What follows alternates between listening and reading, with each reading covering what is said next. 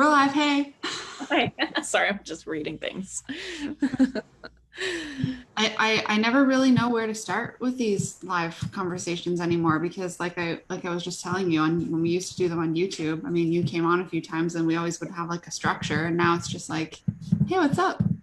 How's your day going? How's life? I mean, we were already talking before you hit live. Yeah. So, Um, but I had some people send in some questions beforehand, and then the past, like I've had, I think this is probably like the sixth or seventh casual guest conversation I've had in this Facebook group, and they always seem to end up just being like a general life chat. But yeah, it just keeps turning into sort of like the real life behind the scenes of what it is to be you kind of conversations, which I think is good. what I prefer to talk about anyway. You Yeah, know, I'm always people want to hear interested that kind of stuff. in Yeah. seeing the BTS. Okay, I'm sure most people in the group know who you are, but tell people who you are before we do anything. Hello, everyone. My name is Jenna Rainey. I don't even know if we said my name yet. Hi. No, probably not. I am a watercolor artist. I teach watercolor and I've taught watercolor for about 8 or 9 years now. And I'm a surface pattern designer. So I license a lot of my artwork and patterns to manufacturing companies to put on products and teach online courses about licensing and about surface pattern design and art things on my YouTube channel and on my website, jennaraney.com. But I've been doing my business now for almost 10 years. And I'm sure we'll get into it a little bit, but yeah, started with just posting on Instagram to share what I was working on as a hobby, and here we are today. Um, okay, this is not at all where I expected this conversation to go, but my head just went to it. Because yesterday I was thinking about, you know how they made that announcement or whatever, like I don't know, the people are saying that Instagram is not going to be a photo sharing app anymore. Yeah. Um, and I was talking to, I can't remember who I was talking to, but I was saying that basically if I tried to start my business on Instagram right now, I Yeah. don't think I would get anywhere. Oh, I was talking to my brother because my brother is an artist too, and he was talking about how he tried Instagram for a while. Now he's on TikTok and he's already got more followers on TikTok than he ever has on Instagram. And he was trying Instagram for like 2 years. So um anyway, I'm curious of what your thoughts are on that. Like, do you think if you started the way you started then now, it would work? No, definitely not. And I hope that doesn't sound like daunting or depressing for people Yeah. because there's other ways. And anyway, but yeah, it was a very different platform obviously 10 years ago. We weren't battling constant changes with an algorithm. It was chronological instead of algorithm based. And I also had no expectations of growing on Instagram, which I think helps too. That was never an intention because it wasn't really modeled yet. Like we didn't really have creators. We didn't even have that word like for Instagram. Creators or influencers wasn't a thing yet. And so, yeah, I didn't have the expectations. I didn't have an algorithm and all the crazy amounts of competition. And it's just like, I mean, currently the past year or since August of this last year, my engagement has been fractions of what it was last spring. Like last spring, I was getting, and I have 210-ish thousand followers on Instagram right now. I was getting last spring anywhere from 30 to 50,000 story views. I get 3 to 5 thousand Yeah. story views now. Like since August, it's been like that. I And know. it used to really bug me because it's like I worked my ass off to have this audience and this platform, and like it's gone. Like I not gone completely, but it's frustrating, and that used to really bother me. Mhm. I've just kind of like, you know what, we've got to focus our attention in other ways, in other areas of business that actually do monetize and that are actually sustainable, and you can connect with people. And I'm sure you know the email list bit. You're really good at email marketing too. So Yeah. Well, that was going to be my next question was like, okay, well then where are you trying to focus most of your efforts? well, YouTube has been awesome for us the last couple. We just launched it 2 years ago. My husband came on with me full time and did the he's doing the video and uploading all the YouTube stuff that all the stuff that goes into YouTube videos, and that has been awesome. That has been growing really steadily, and people are really just a really great community of people on our YouTube channel, and then email list. Email marketing has been a priority of mine for the past like probably 4 or 5 years.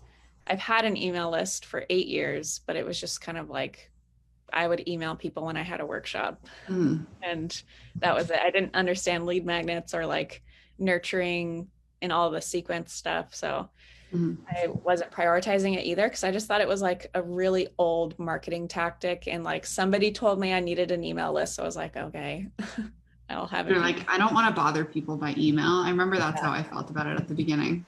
Yeah. So, but over the last, like, especially last 2 years, because of all the changes on Instagram, it has been a lifesaver for my business.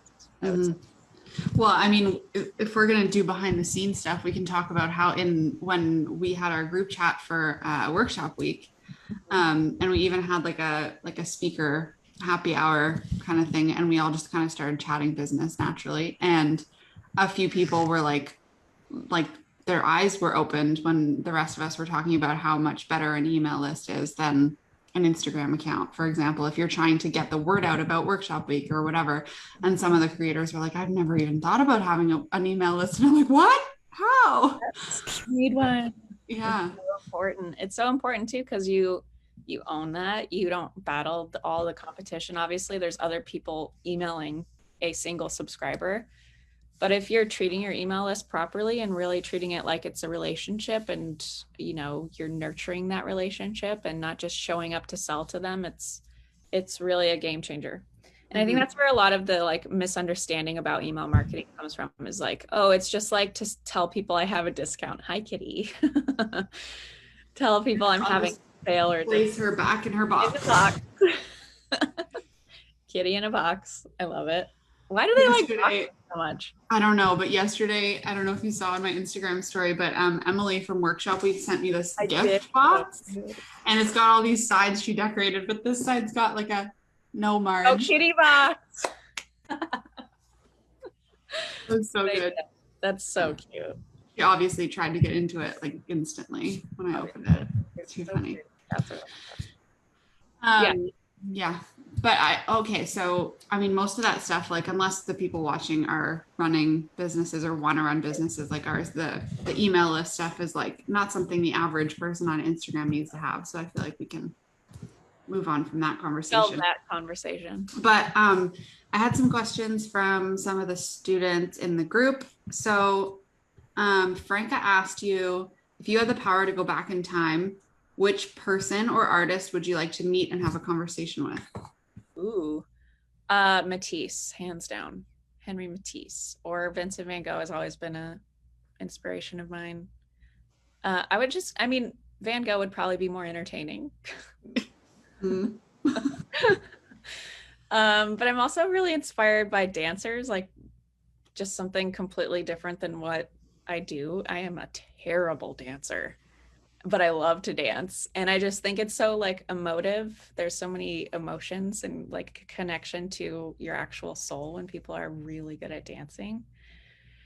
So maybe I feel like that's a different question. I was gonna maybe move to like, if you weren't an artist, what would you be? If you could just like have the skill, be dancing? Have the superpower of dancing, yes. I like have these, when you're like daydreaming, when you're driving your car and you're listening to an amazing song. I'm sure everyone does this. I'm such a good dancer in those places. I wish that like was my life, but it's not, and it's fine. I'm fine with that. But you're fine with just being like a wedding guest on a dance floor, like thinking you look good, and then actually just like, oh, she's doing the sprinkler now. Wow. Yeah, I'm with you on that. I do admire dancers for sure. That's like, and now I go on TikTok and I'll see all these like easy dances, and I'm like, oh, I could probably do that. And like nieces came over the other week, and like I was like, okay guys, show me, like give me an easy one, like let's learn an easy one. And they're like miles ahead, like doing all the moves, and I'm just like how about this one, guys? Yeah. Oh man, yeah, that's one platform I have a TikTok, but I haven't touched it really. It's just so confusing to me. Okay, let's talk about TikTok then, because this is where the conversation with my brother has started recently, because he texted me basically saying, okay, Beck, how do I get more Instagram followers? And I was like, well, first of all, welcome to my life for the past 6 years that you haven't cared about until now. Okay? Yeah, and now you want to talk to me about it. Okay. And I'm like, there's no magic. Like, there is no how to get more followers. It's like a combination of a million strategic things. But then I was like, well, you should try and put your stuff on TikTok. And he was like, well, I don't have any followers on TikTok. And I said to him, it's totally different than Instagram in that it's not your followers who see your stuff. But yeah, I was telling him, like, it's totally different. Like, you can post something on TikTok and have 0 followers and have it like go absolutely viral. Huh. Whereas on Instagram, it's like it's promoted to the people who already follow you. So it's totally different. And so yeah, he had been doing Instagram for like 2 years, and now he tried TikTok and he's already surpassed his Instagram followers in like less than a month. Wow, that's crazy. Yeah. And he like, here's the magic touch, Becca. Like, is it? No, he's still annoyed because I still have more followers than him on there. But TikTok is so strange. Like, I had a video recently go viral, which is like 15 million views or something. And then the next week I have one that's like 10,000 views. Yeah. Wow. Yeah. I don't get TikTok, man. I was like, John, can you figure this out for me and post on TikTok? Cause I know it's probably important.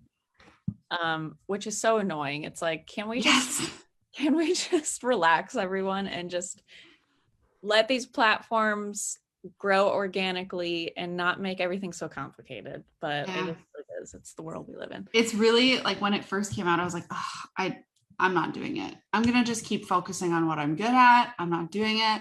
And then it became pretty evident that like TikTok is probably where it's at moving forward, which is yeah, exactly. That's how I feel about it too. But and I also was saying to my brother, like, the challenge with TikTok right now is like, people aren't people aren't, you know how on Instagram, like, you're not getting paid for Instagram, but it's like very much, you have a call to action on everything, and you have like, you use your link in bio, and like, it is a promotional kind of thing a lot of the time. TikTok is not like that. It's just entertainment. And so I'm like, I wonder at what point that's going to change, because Instagram probably started the same way. Right. Yeah. I don't really remember what it was like 10 years ago. I definitely don't. I mean, I didn't have a website, so I didn't have it in my bio, but like you said, there were no influencers. No, definitely no influencers. No. So. And no swipe up links for a while. Nothing. Well, there were no stories. Imagine Instagram right now without stories. Stories is like 3 or 4 years old too, right? Like, it's kind of recent. I remember when stories came out and I was like, oh, another Snapchat. Like, I don't need this. Like, and now stories, like, I can't imagine using Instagram without stories now. I know. Stories is like, I love stories. That's like the only thing I look at when I'm on Instagram now. I don't even see my feed anymore. Exactly. It's saying something. Which is saying that you probably should be on TikTok, because it's basically stories, but like more curated and entertaining. Yeah. So I'm going to get on TikTok. But watch, you'll go viral like next week. And then that casual chat with Becca. But isn't it crazy to think like going back to this is a stretch. But like, going back to your question about like, who would you want to meet? They had no idea. They have no idea what we artists have to put up. I'm just kidding. Like, it's really truly is a blessing. And I'm so grateful for this job. And okay, how about like, that was actually going to be one of the questions that I was going to infuse into this list of questions from the students. And mine is like, what would you say is the best and the worst part about being an artist / content creator mix? Ooh, well, I mean, hands down, best part is I get to do what I love most days. Then the worst part is that you don't get to do what you love on those other days.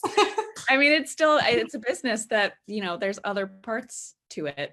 Writing emails is not great all the time, but yeah. So I would say the best part is getting to do what I love. but then at the same time, getting to do what I love can be the worst part, because it's like, it's sucking the inspiration, the full creativity, because I am like, it is a business. It's this weird, like, Mm-hmm. I'm sure you have this struggle, this fine line of like, I have to do this for work, but I also really like and enjoy painting. And I don't want that to be sucked out of me and to not be, because there was probably a good, and I'm just now starting to get out of it, 2 years where I felt totally burnt out. Like, Mm-hmm. and like I said, I've been doing this for 10 years and it's looked very different. Like, my business looks completely different than what it does 10 years ago. My art looks completely different. I don't do calligraphy that much anymore. And I started as a calligrapher, and like, I was learning watercolor in the beginning of my business. And so like, looks completely different, but so it's always exciting. There's always something new, which is, it helps like keep the flame alive, if you will. But the best and the worst thing I would say, and this might be a weird answer for some people, but it is like that my creativity is my job, Mm-hmm. which I am so grateful for. And I don't, want to take that for granted. But at the same time, it's like, if you want to stay inspired and like feel creatively alive, you have to work a little extra hard, I think, when it's also a business. And that is doable, but I think you do have to work a little bit harder, because it's like, there's also like we gotta send out that email, we gotta post that YouTube video or pay the bills, Yeah. I completely wholeheartedly agree. And I actually, if anybody who's watching right now has watched the past like 2 video episodes with guests, last week I was talking to Sarah Simon, and the week before that I was talking to Shada Campbell, and both of them, we had the discussion about being people who make tutorials of their art, and how it almost makes you a worse artist, because you're focusing too much on like the process and like how to explain it versus like actually being in the flow and creating something really beautiful. Yes. You're like nodding, so I assume you agree with that. Oh yeah. I was thinking this the other day. We were filming a few tutorials last week, and I was like, why is this sucking so bad? We're not going to post it, because I was like, this is not my best work. But you're like so focusing on like, like, how do I explain this? What type of shape is this? Talking about your materials, and you're like not able, like you said, to just tap into that flow state, which is where your best work happens.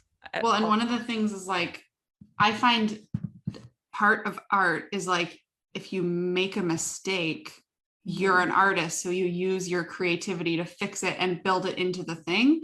But when you're talking about a step-by-step process, if you say like, I'm going to draw this way, and then you accidentally draw it another way, well, you're like, so if I was just doing this for art, I would build that into the drawing. But now I've said I'm going to do it one way, so I got to scrap that whole thing and redo. And it's like, it totally screws up the whole flow. It's the worst.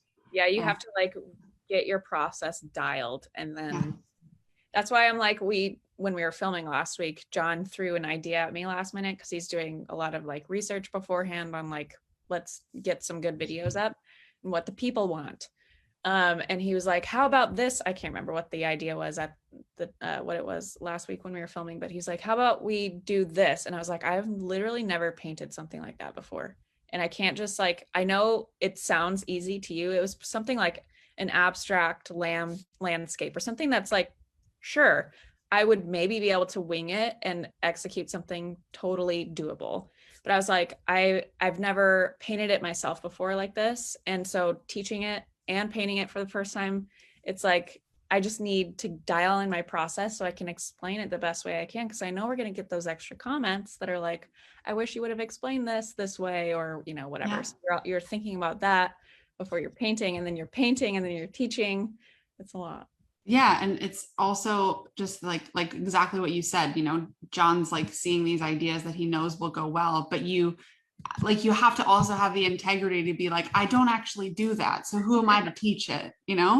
Right. Like, you have to weigh it with like, I know this would do well and I should probably do it, but like, I don't know, it just doesn't. I'd like to paint it first. Yeah, exactly. I'd like to be able to actually explain what I'm doing first. Yeah.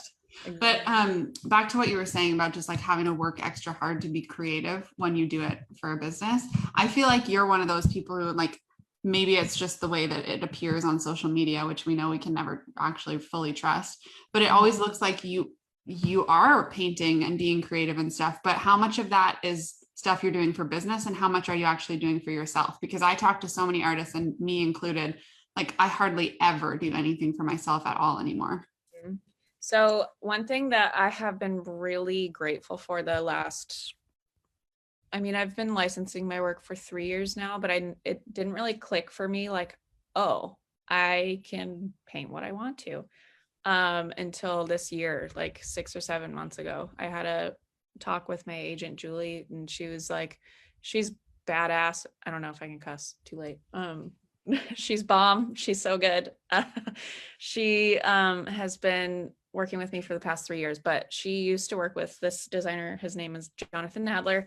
And he had this like struggle with, and I'm going to tie this back into your question, but he had this struggle with like, I have shiny object syndrome with my creativity. Like I want to throw ceramics. I want to paint in this style. I want to paint like this style. I want to paint like this style.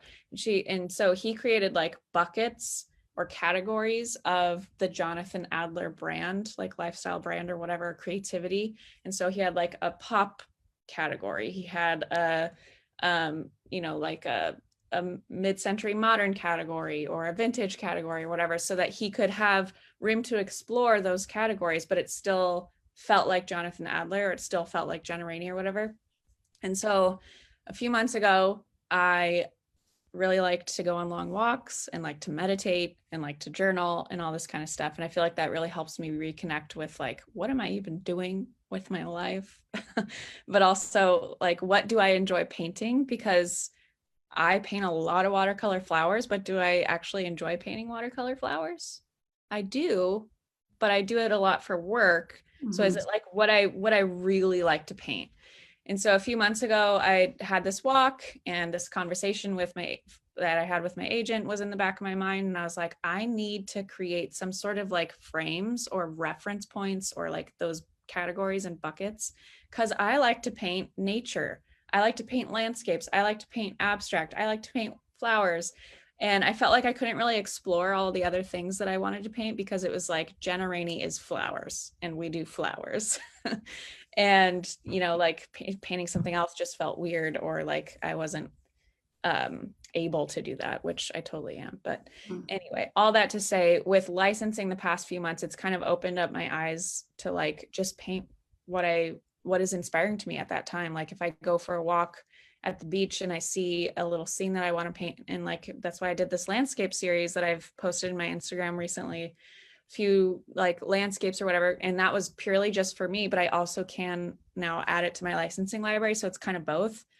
So I'm allowing myself now at this point in my career to just like have those moments of going off, I guess, creatively, and it still works for business. Sometimes it doesn't, and I'm just, putting it up on my wall in my office or giving it to a friend or whatever. But it's kind of, I guess, a unique situation because I am able to explore a little bit more and still use it for business, still use a lot of that painting for myself time for business, and just having a really wide, big library of work. But which sort of like, still in my mind, I'm thinking like, if I were you in those shoes and I was painting, thinking like, this is me time, but as I'm painting, I would still be like, this isn't going to be good enough to put in my portfolio, or like, this isn't turning out the way I wanted it to. And you just get frustrated because it's like, it's still not fully just for you. You know what I mean? No. Well, that's why I think it's good to have outside hobbies, like completely different from, like, I play the piano. This is not a creative hobby whatsoever, but I love going to the gym. Like, it's definitely not like creatively fulfilling, but like having piano is definitely creatively fulfilling, and journaling and meditation and stuff like that is filling up my cup time for me. Like, and this is applicable to anybody, like even if you don't have a business. Obviously we're talking to people who don't really have, or maybe don't have businesses, but like when you feel like you're in a creative rut or you're stuck and can't find inspiration, even if it's not, you have like the business mindset competing with your creative time, like there's always things, there's always noise, there's always like competition, there's distractions on Instagram, Pinterest, like, oh, I wish my painting turned out like that, but it didn't, you know? Mhm. So I feel like having some other way to fill up your creative cup and not just the one thing, because if the one thing doesn't do it, doesn't fill up your creative cup, and you're like, I'm empty for today, then you're going to be really disappointed and have to go with that mindset the following day with an empty cup. So I feel like having piano time or having even just a really good walk for me is like a good way to fill up my inspiration creative cup. Mhm. Um, that is completely removed from my business so that I can always be filling it up and then going back to my desk. And yeah, the stuff that I'm painting that's quote unquote just for fun or whatever is still most likely ending up in my library, but it's more, it's a different approach that I've been trying. Not that it's like groundbreaking or anything, and it's not new, but like I used to just sit down and expect to just paint and it to be good and get so pissed when it wouldn't be. And it happens all the time, like even for people who've been painting for decades. But now it's like a way more slow intuitive process than just like, okay, paint time starts now. Like I need to ease into it now. I don't know if it's because of age or burnt out seasons, I'm not sure, but like I need to ease into it. I need to have like the scene needs to be set. I need to have the good music. I need to probably go for a walk first, probably write some words down first to really visualize what I want to paint. And yeah, it's just so different than, I don't even remember what your original question was, but it's just so different. My process is just so different now because it's very competitive with the business and staying creative. Yeah. It's just, I feel like I come back to this kind of topic with like every creative I ever talked to. And I remember when I was first starting my business too, I heard advice from people saying, you know, like make sure you want to turn this thing you love into a business because it's going to be pretty much all business now in your head, like no matter what you're doing. And I find, yeah, like even if I sit down, I'll, you know, every once in a while I'll wake up on a Sunday morning and be like, I'm just going to go sit at my desk and like pull out some art supplies and I just feel inspired. But then I'll create something and I'll end up liking it and I'll be like, well, I have to put it on Instagram, you know, like I have to use this for content. So anyway. Yeah, what a game. What a twisted game. But amazing. Nina in the chat says, I've been practicing with watercolor for a while now, but lately I've been having trouble coming up with ideas to practice watercolor. Do you have tips to break through this? Like, how would you challenge yourself? Where do you find your inspiration? By the way, love your book and have one. And yeah, by the way, love your work and have one of your books. Oh, thank you, Nina, right? Nina, yeah. So recently started practicing watercolor, coming up with ideas and inspiration. Just to boil down the question, right? Yeah. Okay. Just want to make sure I answer it good. So for me, it's creative ideas. So a lot of people get stuck, and I'm guilty of this too, with like hopping on Pinterest or YouTube or Instagram and being like, what am I going to paint today? And just looking at Becca's YouTube channel or Jenna's YouTube, or, you know, we probably have been guilty of doing this. We definitely have been guilty. I'll speak for myself. I've been guilty of doing this too. Just like, what am I going to paint today? I'm so creatively stuck and uninspired. I need ideas. So I've switched up my process, and this has been a part of my process for a while. But one thing that I love doing is, even if it is on Pinterest, Pinterest is my go-to for like internet inspiration. And I'll talk about like actual living inspiration after this, but I like to go on Pinterest and basically find Trend Bible is an amazing resource for color palettes and trend forecasting. And this is maybe a little too businessy, but if you want some really unique and inspiring like color palettes and color combinations have always been my basis for the majority of my inspiration. And so if you even go on my Pinterest page, I have like a board for yellow color palettes, a board for rose color palettes, a board for neutrals, a board for neons, and just like saving unique photographs of like food or pottery or interior design or whatever that have color combinations that I would love to combine together for a floral watercolor piece or for an abstract or for whatever. instead of going on Instagram, finding my favorite floral watercolorist, scrolling their feed and being like, I want to paint that, because that is where a lot of people get stuck. And it's a really just not a good place to be. It's totally fine to like imitate someone's work, obviously not posting it and being like, this is mine, not inspired by anybody. But when you're first learning and you're, just trying to get your grounds, or get like a foundation for whatever it is you're learning, calligraphy, watercolor, whatever, like we need to learn somehow. So we're going on YouTube, we're looking at people's work and we're trying to replicate it. And obviously if we're sharing it, we're going to tag who we're copying, basically, or not share and just keep it to yourself. But if you get stuck in that rut for a while and you continue doing that over and over again, you're never going to be a true artist who is able to come up with inspiration and develop that full creative process and journey, which is not just sitting down and painting, sitting down and doing the lettering. It's coming up with the ideas, entering flow state, entering inspiration, and understanding color theory, understanding how to actually make the brush work with your arm and your idea. And so it's really about training that muscle for inspiration. It's not just something that comes overnight. It's a muscle that you have to train and develop. And so like for me, that gets developed by looking at architecture, by looking at travel photos, obviously the world has been shut down for the last year, but I love to travel. And so going to coffee shops, vintage shops, like markets in places that I would travel, those, and taking my phone and just taking tons and tons of photos just for myself, and putting together like Pinterest boards, and adding in photos that I'll see on Pinterest as well that aren't mine, of color palette boards. And that is always, if I'm stuck in a rut and I'm sitting at my desk, like I have no idea what I'm going to paint today, I'll go on my Pinterest boards, or I'll look at my travel photos or whatever, and just look at the textures, look at the color palettes and combinations. That's always super inspiring to me.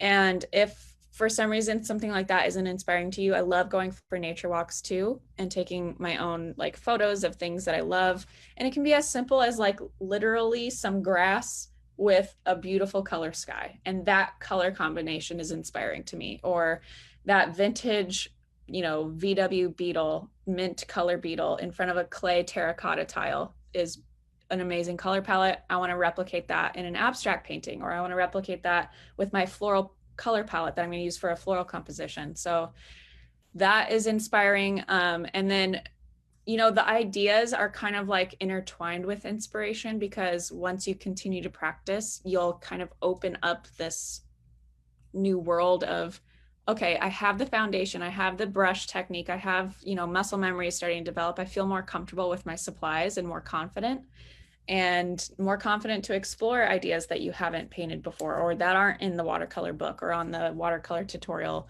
YouTube channel. And so giving yourself, it's kind of like a little mindset, not game, but again, muscle that you have to work and develop, is just allowing yourself to have that time to play and be creatively just free to explore new ideas and things you haven't tried before. And a lot of people have that because we're not kids anymore. Like we grew up, and as kids before this is like so going to be out of left field, but I love researching like brain and neurology stuff because I'm weird. But like when we're 6 years old, we go from being in theta brainwave states, and then we're in alpha brainwave states. And so when you're in a theta brainwave state, you're just like in complete relaxation. It's basically like a dream state. It's the same brain waves that you have when you're dreaming. So you're a kid and you're free to explore because you don't have that chatter, that mind chatter, or that outside noise that's saying like, why would you try that? That's a stupid idea, or that's not going to turn out good, or whatever, because you aren't in that alpha brainwave state that's just like constant stress or battling the mind chatter and all of that. So there's a lot of competition, long-winded answer, but one thing that you have to practice in order to come up with those ideas is like trying your best to come up with a practice or a process that allows you to get into that theta brainwave state, that flow state, so that you can just run with an idea and not have to compete with the mind chatter that's telling you that it would be a stupid idea or it's not going to turn out or whatever. So just continue practicing. I know that that's like the most generic, boring answer, but those are a couple ways that I stay inspired, a couple ways or things that I think about when I'm wanting to explore something new or I've never painted something before. It's you just have to go for it and see what happens. But coming up with new ideas, a lot of nature walks, a lot of like photos and travel photos and Pinterest boards that have unique color combinations. Trend Bible is awesome. I love that answer because, when you sometimes if you ask somebody like, where do you get your inspiration? And they just say like architecture or nature and just like leave it at that. And it's like it's not that you're inspired by that building or that leaf. I love that you go deeper and you're like, I'm inspired by that building's color palette and like I'm not actually inspired to like go sit down and draw that building. I'm No. inspired to take those colors and use it, which like makes so much more sense than just saying architecture or like tree, you know? Yeah. Yeah. Okay, little more like practical question from Tanya. Actually, it's two questions, and feel free to plug your own resources for these things. So Tanya asked, how do I get started with learning about licensing, which is question number one, and then also how do I get started with learning about color theory? Love it. So I love color theory and I love licensing.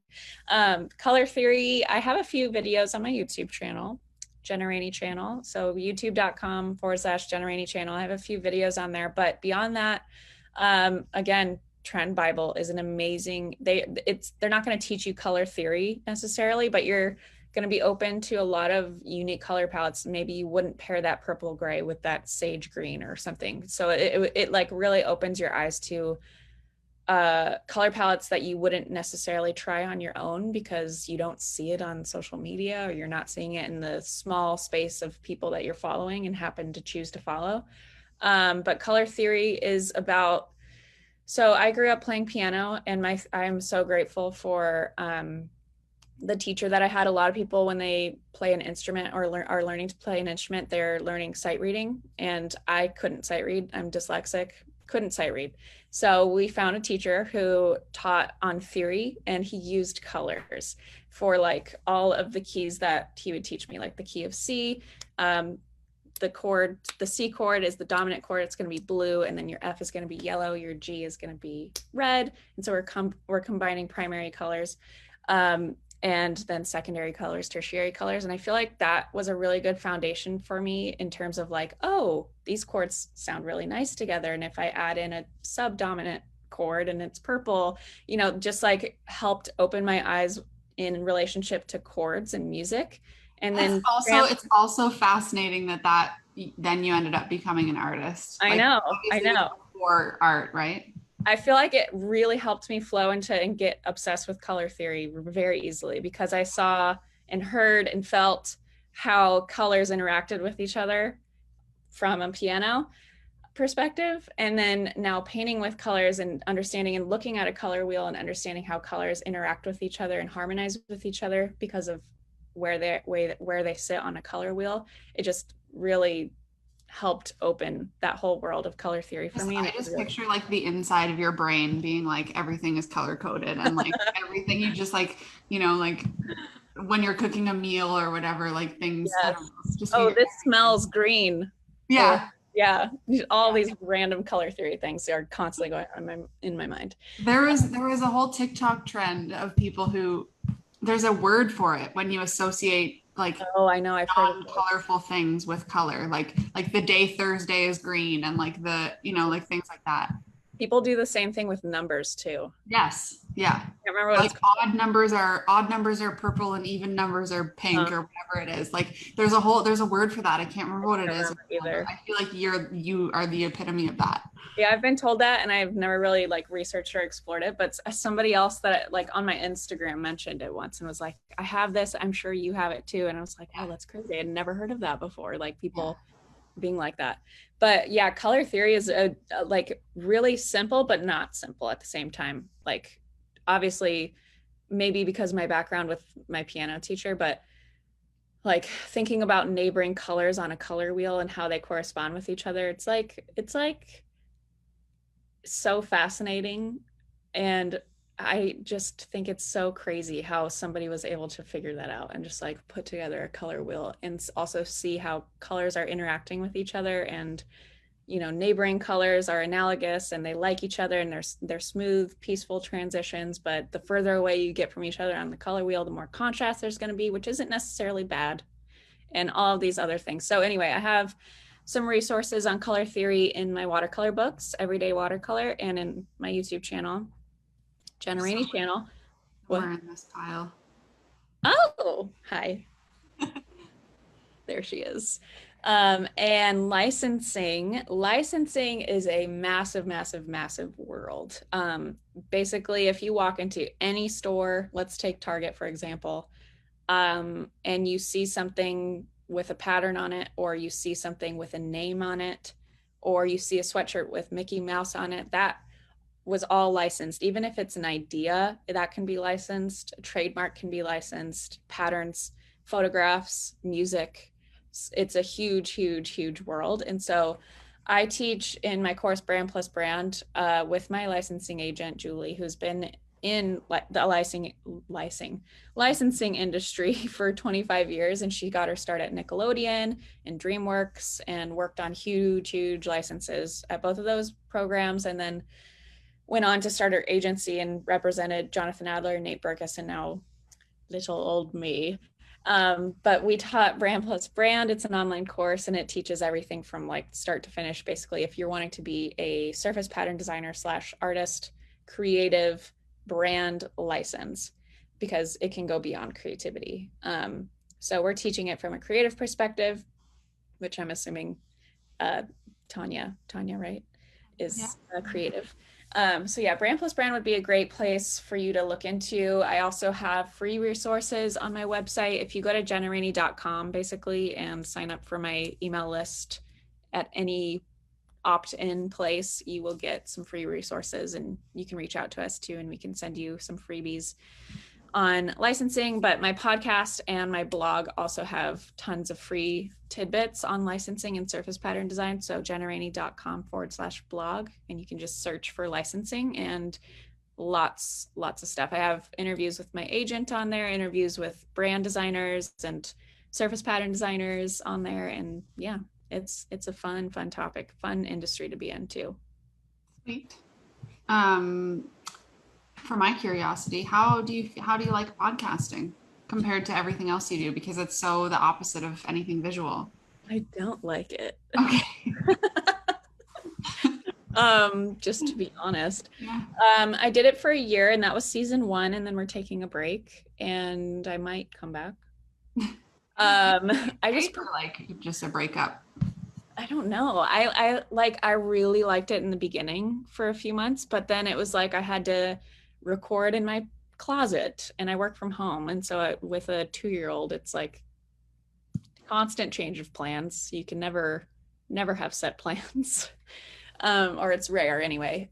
So a lot of like recording in my hot, sweaty closet, and it's fine. Like I definitely enjoy it. I really enjoy writing. And so that's why instead of doing podcasts this season, we're doing blogging, because I do really enjoy writing. And I can definitely sit in front of a microphone and like spitfire some episodes and just, wing it, and it'll be fine. But I liked not having to basically just talk to myself. Even though writing to myself is the same, but I feel like it's different somehow. I don't know. It's more like different. It feels different when it's like voice. Yeah. It feels different. And I've always loved journaling. I've always loved writing, and it's way quicker and easier for me to write for some reason. So I mean, I've been blogging for a really long time, but this is like, instead of blogging and podcasting, I'm just doing blogs, and it's more blogs per week than, splitting it podcast and blog. So yeah, I think I'm just going to take a break and see in the next few months if I'm going to come back. But we have I think I did probably 70 podcast episodes or something in a year last year, maybe a little more. But yeah. And the nice thing about, I would assume most of the stuff that you're talking about on your podcast is like, just because it's not, like you're not listening to the latest episode doesn't mean that it's not accurate information anymore. Right. Yeah. It's all, and we talk about everything from creating stationery as a designer things, business things, email marketing things, social media things, licensing things. So it definitely is like diverse, and it covers a lot of like different creative outlets and business thingies. Mm-hmm. And was fun for that. But yeah, just not for me sitting in my closet and getting hot and sweaty. Mm-hmm. Or Okay, my, switching gears, let's knock out the rest of these questions. mm-hmm. Sakshi asked, I want to sell things I created as a hobby, bookmarks mostly. Um, I don't have the name of the pattern or design origin. Is it still legal to sell as mine? I don't really know what she means. Yeah. But if you're selling something that isn't yours, then I'm gonna say no. Mhm. Yeah. But I don't really understand the question, I guess. I mean, yeah, Sakshi, I guess the answer is like if you're creating bookmarks with your own patterns, then yeah. But if you're creating bookmarks and just taking a pattern and putting it on a bookmark and then trying to sell it, that's no. You'd have to buy the pattern. Yeah, and that's where licensing comes in. So you would That have is to licensing. Yeah. yeah. So You'd have to license that pattern to use for your bookmarks for sale. mm-hmm. All right. What would you tell yourself as a beginner with the knowledge you have now? That's a big question. Oh boy, so many things. Be more than one. You need to. So many things.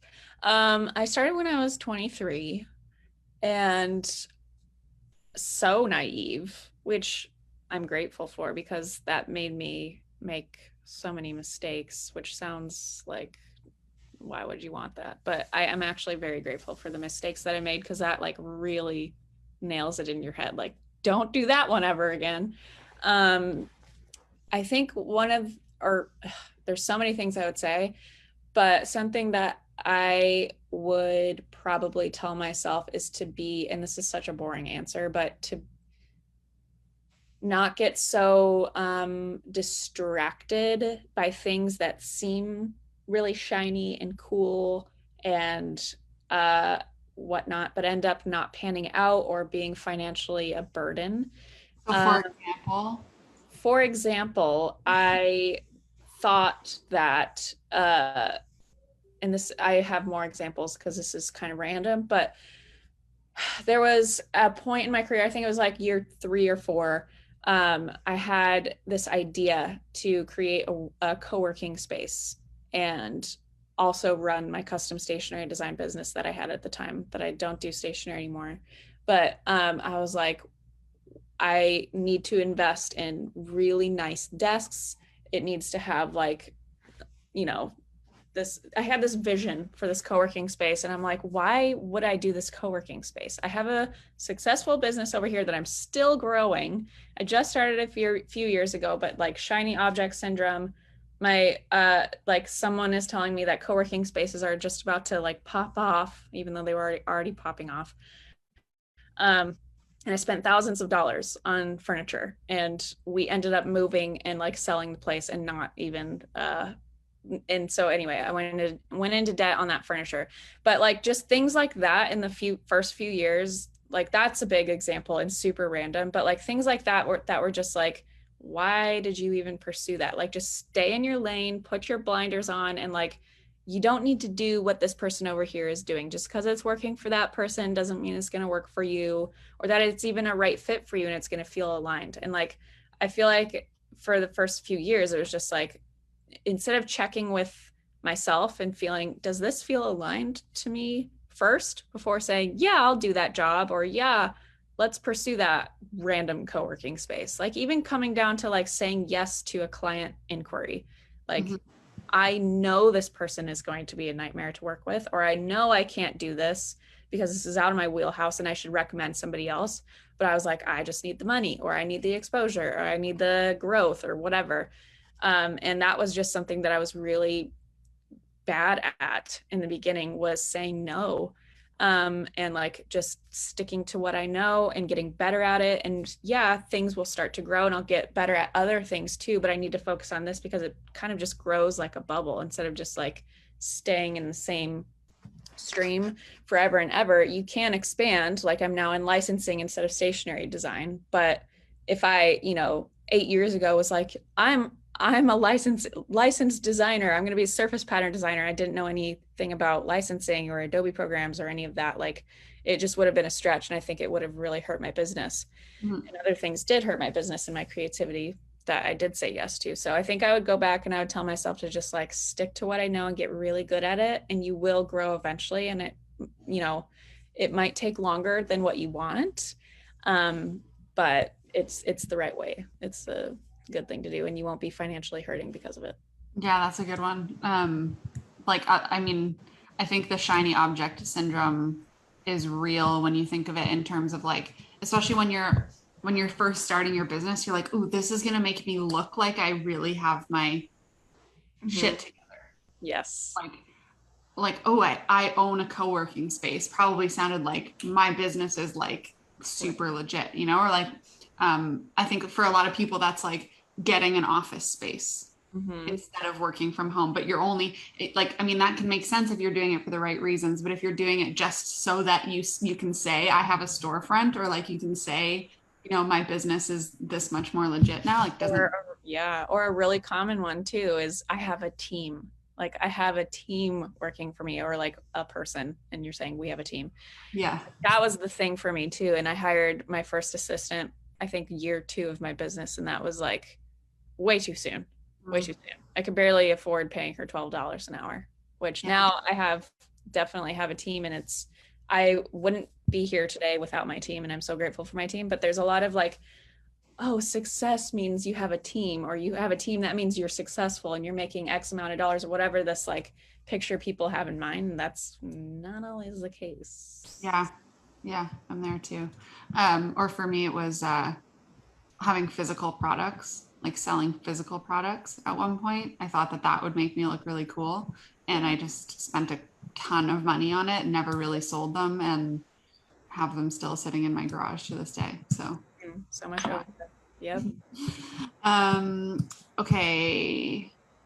Seema asked, I don't know if this is something specifically because she's seen you talk about it, but is there a tool or exercise for pain in your hands after long sessions of painting or calligraphy? Do you use anything? So I used to, this is another thing. We were talking about this before we hit record, but I have fibromyalgia, but we were saying like I got pregnant and a lot of my symptoms died down, and like same thing with my carpal tunnel. Um, so very grateful. I'm not recommending to go out and get pregnant. That's my exercise. But I do a lot of, this is boring, but I do a lot of wrist rolls, a lot of wrist stretches. But just having to remind myself to keep, now my neck is the thing that like drives me nuts all of the time, because I'm getting a bad curve in my neck, like going the opposite direction than what you're supposed to. So I roll a towel and I lay on that now to like put the curve back in my neck. That's not your wrist, but doing some wrist rolls, some wrist stretches. Magnesium helps.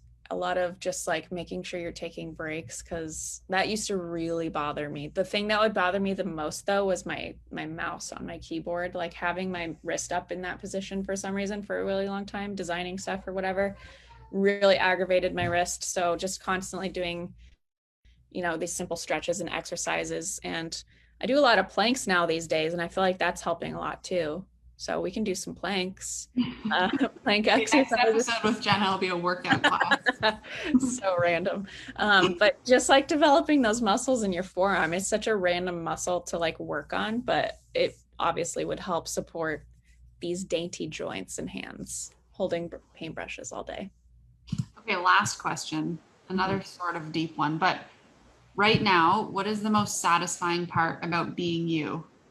Oh, being She did comma about your artistic process question mark, but I feel like just the most satisfying part about being you in general. I like that question. We'll leave Yeah, it. I like that question. So satisfying, the most rewarding part about being me is definitely motherhood, because it's the most challenging thing, but it's also the cutest thing. And like you definitely get the like you see your parenting, actually in this human form, and this human coming back and loving you, or throwing a fit.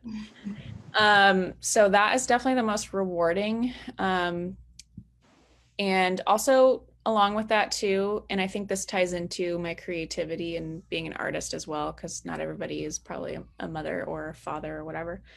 But something that's been really satisfying for me the last 2 years is full acceptance of where I'm at, not just in my creativity, but like life, motherhood, full acceptance of my like lack, full acceptance of my still don't know everything, full acceptance of maybe I do know more than certain people about this certain thing, but not needing to blast it on social media all the time, or, you know, just full acceptance of being totally okay and happy with where I'm at.